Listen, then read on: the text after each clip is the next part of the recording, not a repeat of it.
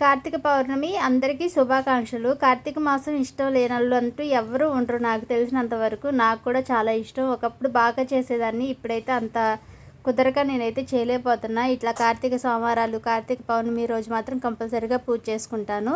ఇవాళైతే నేను మొన్న పుట్లో పాలు పోయటం కుదరలేదని చెప్పేసి ఇవాళైతే పిల్లల చేత పోపించుకున్నాను. ఎందుకంటే మా పూజ అంతా కంప్లీట్ అయ్యేటప్పటికి 7 అయిపోయింది. మా చిన్నమ్మ అయితే స్కూల్కి వెళ్ళాలని రెడీ అయింది. మా పెద్దమ్మ అయితే ఇవాళ ఆగింది. ఇక నేను పిల్లలు ముగ్గురం కలిసి పోసేసాం పుట్లో పాలు. ఈయనేమో కుదరలేదు, ఈయన డ్యూటీకి వెళ్ళిపోయారు. ఇక కాసేపు పూజ అంతా అయిపోయిన తర్వాత వీడియో అయితే తీసామండి. ప్రశాంతంగా 10 నిమిషాలు అయితే గుళ్ళో కూర్చొని వచ్చాము. జనాభా మాత్రం ఫుల్గా ఉన్నారండి. అసలుకి వెళ్ళటానికి రావటానికి అయితే దారి లేదు. అంటే శివాలయంలో మాత్రం ఇవాళ మాత్రం బాగా ఫుల్గా ఉంటారు. ఈ లోపల ఇంటికాడ చలవకుండా వచ్చిందని మా తోడుకోళ్ళు ఫోన్ చేసింది. ఎందుకంటే కొలుపులు ఉంటాయి కదా, అలా చలవకుండా తీసుకొని ఇళ్ళంట వస్తారు. వాళ్ళకైతే కొంచెం మజ్జిగ, పసుపు, కుంకుమ, కొంచెం బియ్యం, కొంచెం కానుక ఇవన్నీ వేసుకొని మేము బొట్టు పెట్టుకొని అయితే పంపించాము. ఇది వీడియో.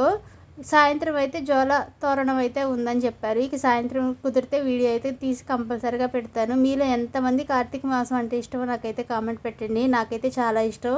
వీడియో నచ్చితే లైక్, సబ్స్క్రైబ్ చేసుకోండి. Bye bye.